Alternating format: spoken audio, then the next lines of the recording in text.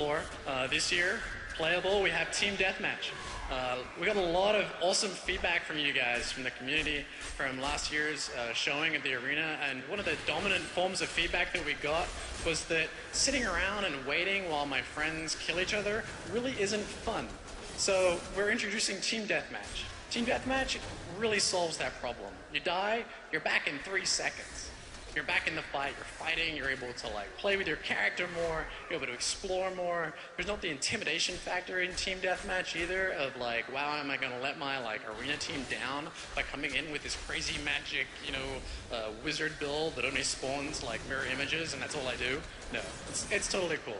So Team Deathmatch, the game is 10 minutes games. There's 2 teams, red and blue.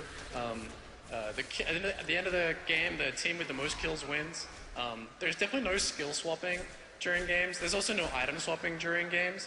We want there to be like still some tactical advantage to understanding, hey, that barb over there who's running up and like stunning like the heck out of me the entire time. I need to know that the entire 10 minutes of the game so I can actually effectively deal with that and respond. It's definitely going to be 4v4. Last year it was 3v3. Stepped it up. 4v4 is way more fun for responsiveness and the interactivity. You're definitely going to be using your PvE character. There was some confusion about this, but you're definitely going to be like leveling up to 60, taking your character, your wizard or your witch doctor that you've been focusing on and getting to Inferno in, bringing them into PvP, and then experiencing them in PvP and seeing how they play out. And hey, go play it. We have it on the showroom floor. You're our community. We make these games for you. We love your feedback. It is absolutely fantastic. Thank you very much.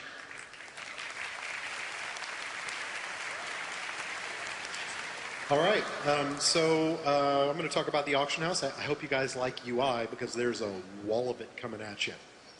All right, so why an auction house? Well, one of the major things and reasons that we decided to do an auction house is because trading is a big focus of the Diablo games.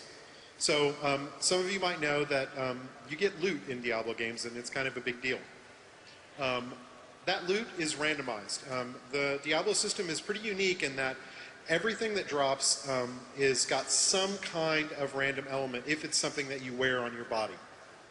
And any monster could drop any item in the world. You don't have to go to a particular monster and do that. But because of that, there's actually really, really low odds that you get the exact thing you want. Even if you get the exact thing you want, the chances that it actually has the best stats that you could possibly get on that item is pretty much, it's almost impossible. And that's really by design. Because Diablo's always been a social game in the sense that you play with and trade with other players. So trading is really the best way to get the best items in the game, and that's always been the case for all the Diablo games. We focused really heavily on the trading aspect. So given that, you'd think that the previous games would have awesome systems for trading, and if you think that, you'd be wrong. So in Diablo 2, there were a bunch of ways you could trade. There was an in-game interface where you could kind of put items up and you'd stick your item up and somebody else would, and you'd say, well, what do you got? And hopefully it had something good that you wanted. You could throw items on the ground and pray. I wouldn't recommend that. You could go up and post in the chat channels or forums, hoping that someone is listening who has the thing you want or wants to buy the thing you have. It's pretty inefficient and it makes the chat channels not really very chatty. And then you could also go to like third-party websites and buy things with real money. That works fine, except that maybe the transaction wouldn't work, maybe you get ripped off, maybe someone would steal your account.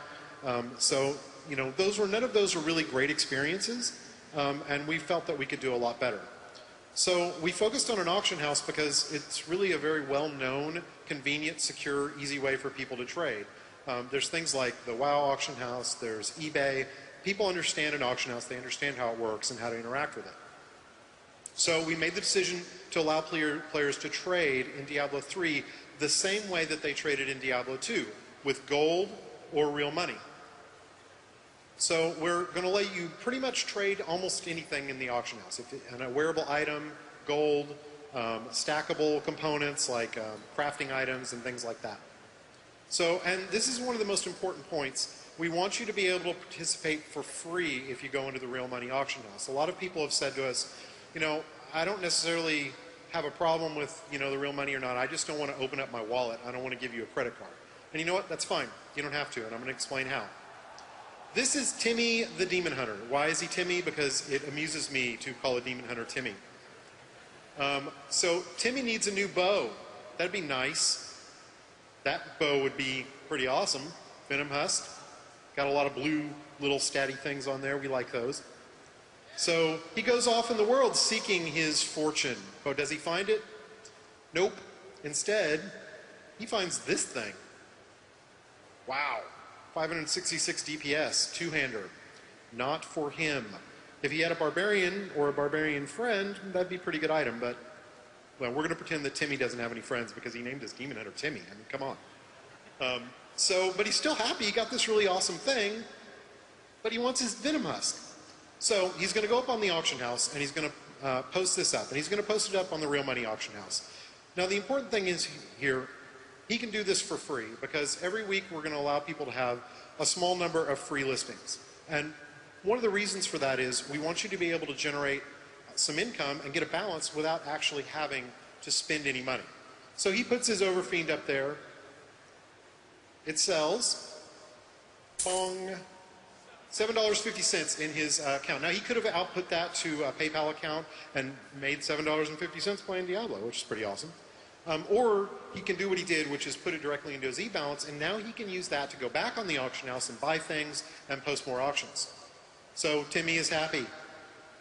He goes up, he finds his Venom Husk, $5. Bam. Purchased. Sent to his character, and equipped. Check him out. So on top of being able to participate in that way, we also are going to add a lot of features. Some of you are in the beta and you've managed to play with the gold auction house, and you've probably noticed that it's not really as fully featured as we'd like. So we are adding a bunch of new features. The first one is a smart search feature.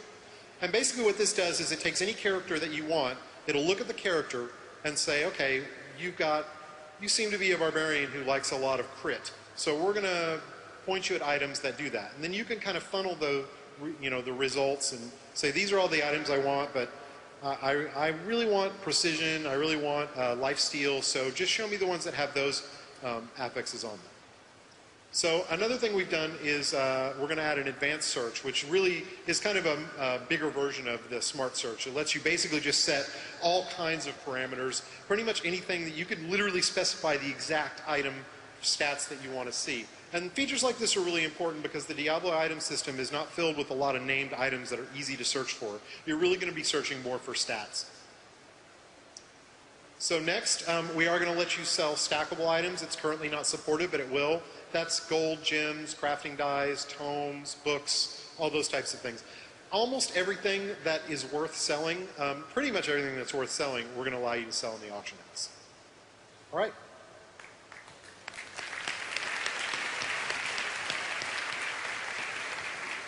Let's talk about game tuning for a little while.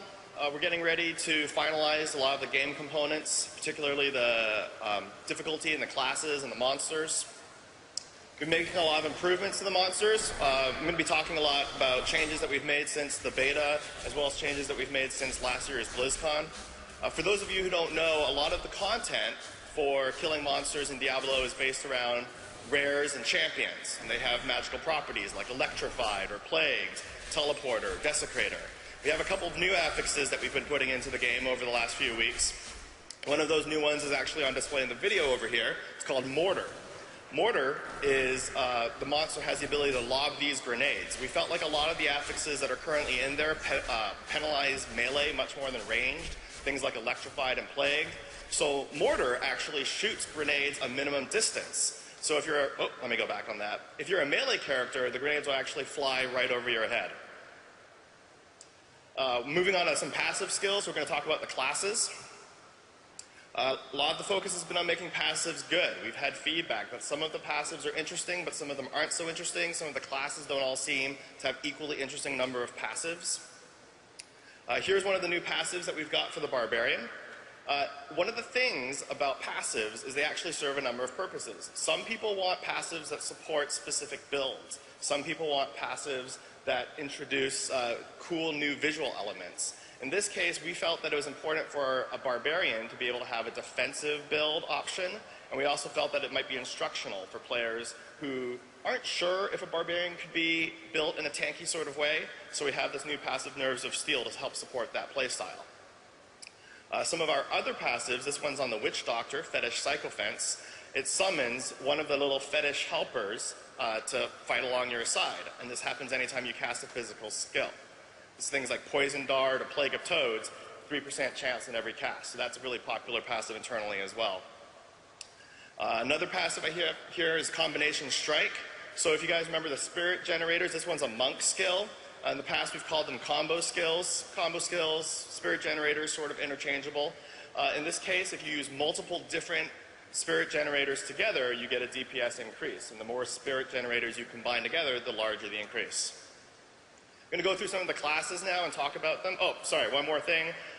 Synergy. So this is an interesting thing that's come up over the last few months as we've been tuning passives, is the situation where you have too much synergy can actually be bad.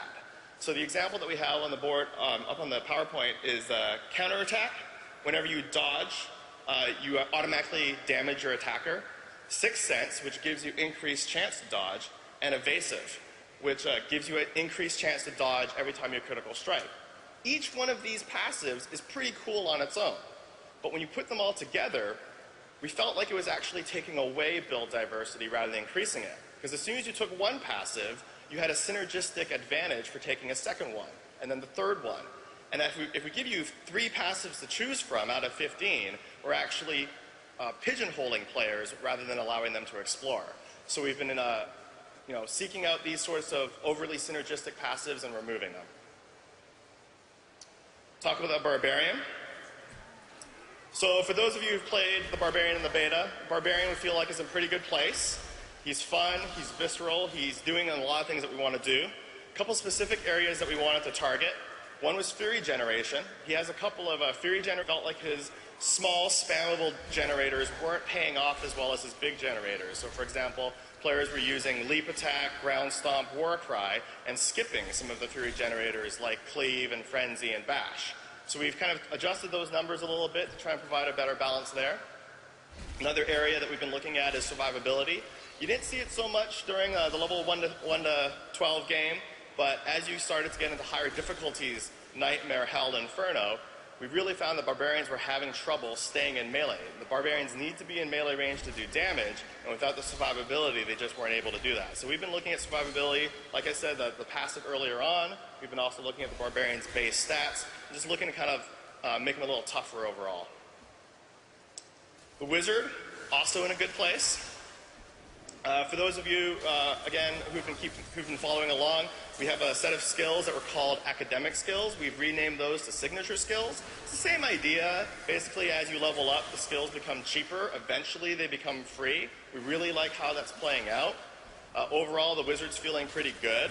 One of the areas that is a concern for us is whether or not it is worthwhile to use a signature spell when you're out of arcane power, and whether or not it's worth using a non-signature spell to spend your arcane power. So we've been tweaking those numbers to make sure players feel like they actually have different reasons to use different spells. And finally, one of the major changes that we've been making is all of the Wizard and Witch Doctor spells have been converted over to do % weapon damage. A major reason for this is we really felt that the casters needed to value their weapon more. The people were finding weapons and looking at it and saying, well, I don't really care about the stats on this sword because my skills don't use it. So it's all based on weapon damage. One of the questions we get all the time is, well, then should my Wizard just use a giant two-handed mace? Because I don't want to hold a two-handed mace. Well, in addition to being based on weapon damage, we also use the weapon speed to determine your casting speed. So if you use like a wand or a fast dagger, then you'll actually cast faster as well. Talk a little bit about the Witch Doctor. Witch Doctor lover over here.